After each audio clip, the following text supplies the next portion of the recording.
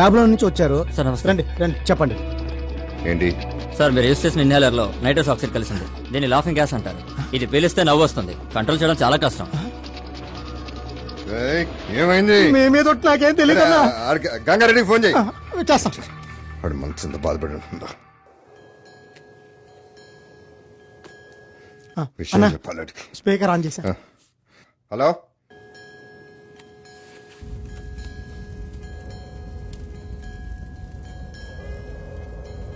Hello. ఇంకా సైకోటయ్యా, సాయికోటయ్యా. Nitrous oxide బాగా పనిచేసిందా? రాయ్, ఆ గంగారెడ్డి ఫోన్ నీ దగ్గరికి ఎలా వచ్చింది? వాడిప్పుడు నా చేతిలోనే ఉన్నాడు. నమ్మకలేదా? మాట్లాడతావా? ఇవ్వు. బ్రదర్స్, మన శత్రువు లైన్లో ఉన్నాడు.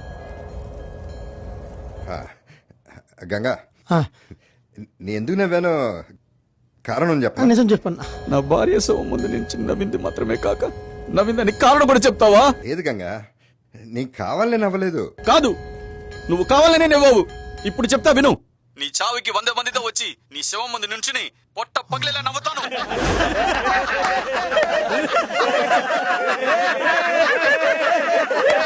నేను చెప్పేది కొంచెం విను గంగా. ఇక నువ్వు చెప్పేది ఏది నేను విన్ను. విశాఖపట్నం కోర్టులో నేను చెప్పబోయేది లోకమంతా వింటుంది.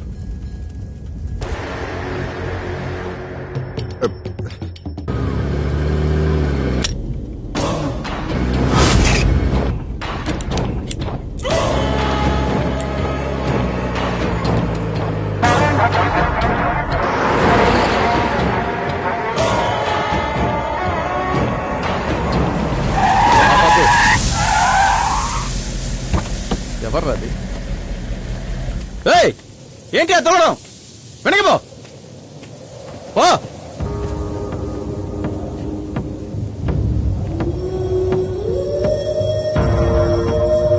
ఏయ్, ఎవర్రా?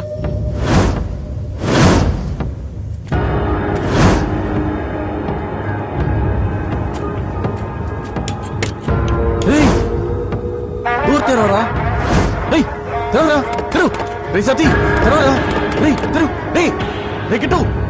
రే రే, మీరు కూడా ఏంట్రా?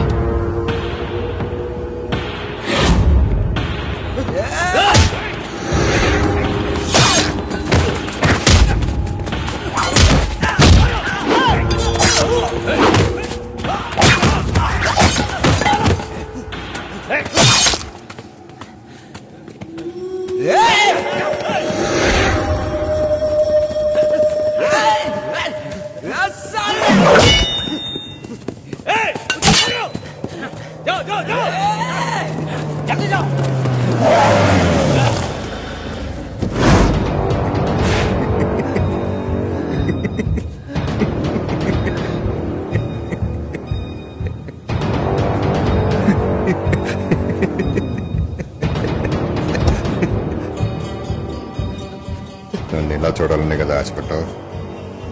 బాగా చూడు. అర్థం కాలేదా? నువ్వు కోర్టుకు వెళ్తే నన్ను మళ్ళీ ఇలాగే కదా చూడాలి.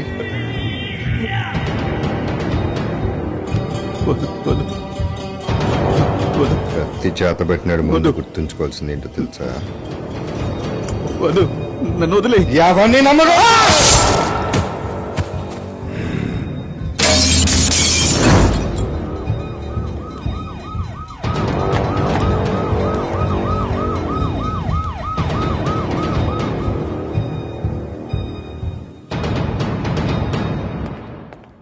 గంగారెడ్డి చనిపోవడానికి ముందు ఇద్దరిని చంపాడు. వాళ్ళు నార్త్ ఇండియాలో పేరు మోసిన హంతకులు. పీకే నార్త్ నుంచి కిరాయి గుండాలను దింపాడు. వాళ్ళు మిమ్మల్ని టార్గెట్ చేశారు. మీరు కొంచెం జాగ్రత్తగా ఉండండి. అప్పుడు మన పడ్డ కష్టం అంతా వేస్టేనా? ఎల్లుండి కోర్టులో హియరింగ్. ఉన్న ఒక్క రోజులో ఏం చేయగలం మనం? ఒక్క రోజని ఎందుకంటావు? ఇంకా 24 గంటలున్నాయి. 1440 నిమిషాలు. రేపు గెలవబోయేది వాడా మనమా అనేది కాక బతికుండబోయేది నేనా వాడా అనేది తేలబోయే రోజు. మీ అందరి సపోర్ట్ నాకు కావాలి.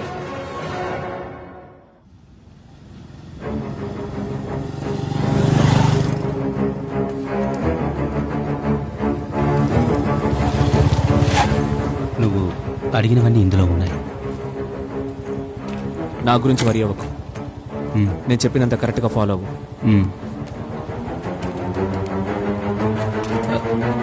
జాగ్రత్త డార్లింగ్.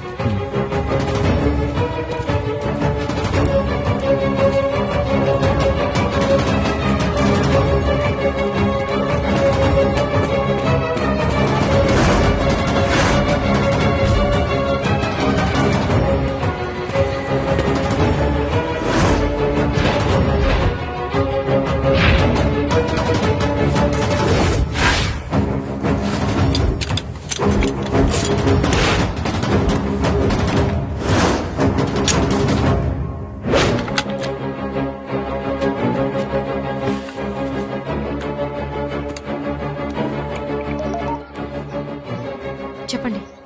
ఎవరికి అనుమానం రాని ఒక చోటున్నాను. ఇవాళ పీకేకి ఒక ఫుల్ స్టాప్ పెడదాం. ఎక్కడ?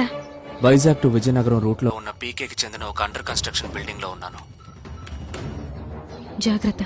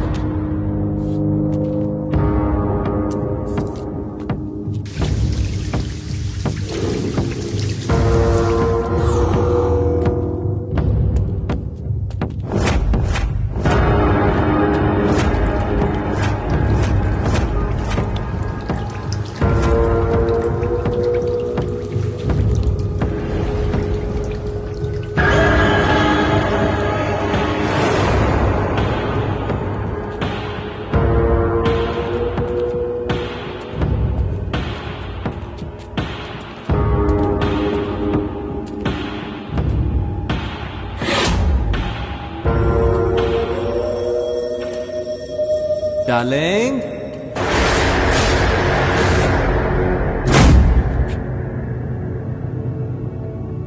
ఏంటబ్బాయి అలా చూస్తావు?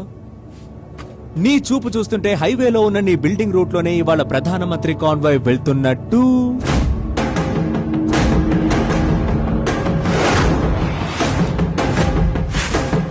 అది తెలుసుకుని ఆయన వచ్చే రూట్ లో నేను ఒక స్నైపర్ గన్ ని సెటప్ చేసినట్టు.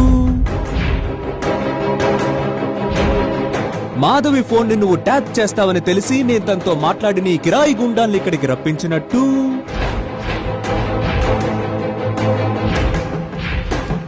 అంతమందిని ఫినిష్ చేసి కంట్రోల్ రూమ్ కి నేనే ఫోన్ చేసి చెప్పినట్టు.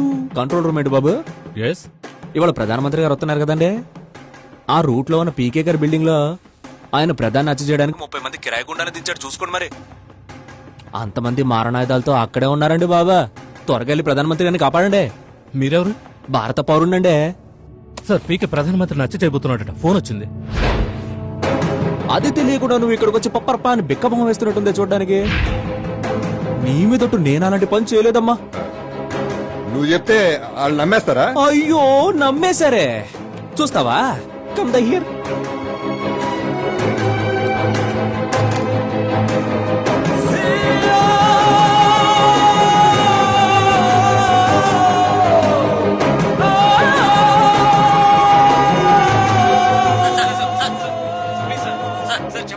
కంట్రోల్ రూమ్ కి ఫోన్ వచ్చింది.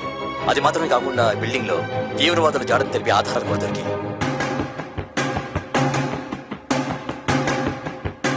సార్, మీరు ప్రధానమంత్రి భద్రతకి ఏం ఏర్పాటు చేశారు సార్? ఉగ్రవాదులు దాక్కున్న బిల్డింగ్ మొత్తం ఇప్పుడు మా కంట్రోల్లోకి వచ్చేసింది. యాంటీ టెర్రరిస్ట్ స్క్వాడ్ ఆ బిల్డింగ్ ని చుట్టుముట్టేసింది. అనుమానాస్పదంగా ఏ చిన్ని కదలికి కనిపించినా షూట్ చేయమని ఆర్డర్స్ ఇచ్చాం. పీకేకి ప్రధానమంత్రిని హత్య చేసేంతగా కోపం రావడానికి కారణం ఏంటి? ఒక ఆశ్చర్యం కలిగించే నిజాన్ని మనకు కొత్త విలేకరి ఆధారాలతో నిరూపించబోతున్నారు. ఆ బిరుదు క్యాన్సిల్ అయిన రోజు పీకే మీడియాతో మాట్లాడింది గమనిస్తే ఇదెంత పకడ్బందీగా ప్లాన్ చేస్తారో ప్రజలకు అర్థం అవుతుంది. ఆ వీడియో ప్లే చేయండి.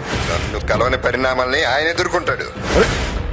దీనికి దానికి సంబంధం. ఎవడన్నా చచ్చిపోతే 4 నెలల్లో కూడా ఎలక్షన్స్ వస్తాయి. చాలా పీకేకి సంబంధించిన విద్యా సంస్థల్ని ఆస్తుల్ని అధికారులు జప్తు చేశారు. ఈ విషయంలో ఆయనకి సహకరించిన వారందరినీ కూడా పోలీసులు అదుపులోకి తీసుకున్నారు. ఉగ్రవాదంతో పీకేకి సంబంధం ఉందా అన్న కోణంలో కూడా దర్యాప్తు చేస్తున్నారు. ఇంకా నా వల్ల కాదు బాబు. పీకే చేసిన చాలా హత్యల గురించి నాకు తెలుసు, కానీ ఈ ప్రధానమంత్రి మ్యాటర్ నా దగ్గర కూడా దాచాడు.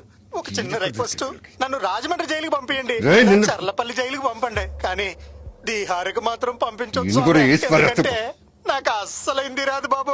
ఏది పడితే అది వాగుతున్నాడు.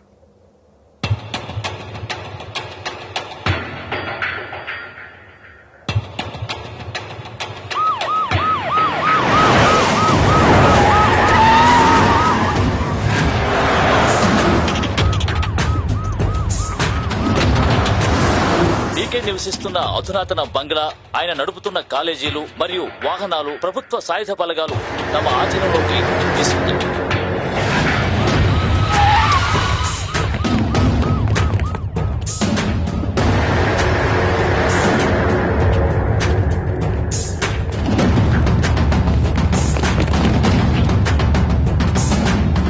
చేసిన అన్ని తప్పుల నుంచి తప్పించుకున్నావు.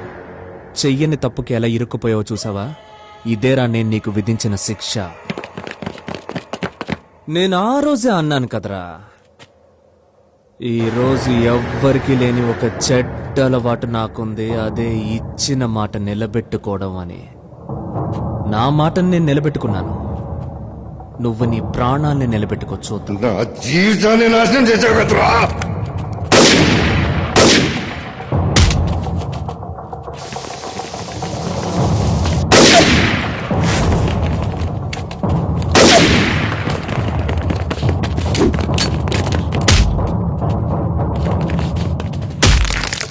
Enter premises is covered by special task force and black cats have entered in. Everything is under control. అనుమానాస్పదంగా లోపల ఎవరు కనిపించినా షూట్ చేయమని మాకు ఆర్డర్స్ ఉన్నాయి. పబ్లిక్ ఎవరు భయపడాల్సిన పని లేదు.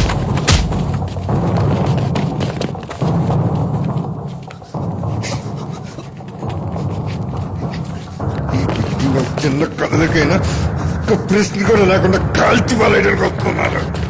నన్ను ఇరికించేసి నువ్వు మొత్తం తప్పించుకోవాలని చూస్తున్నావా? వదలన్నా, నాతో పాటు నువ్వు చాలు.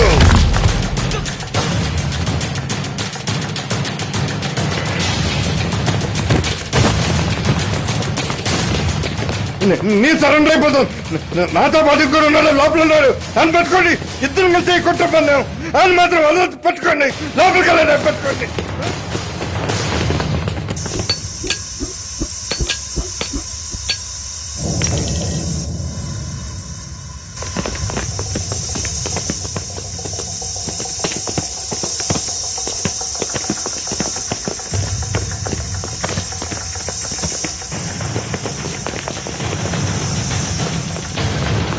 దొరికేనా? ఉన్నారా?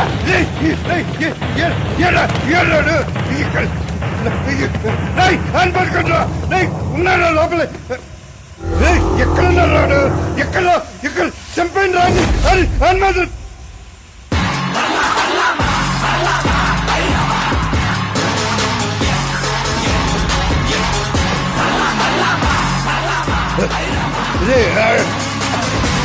అరే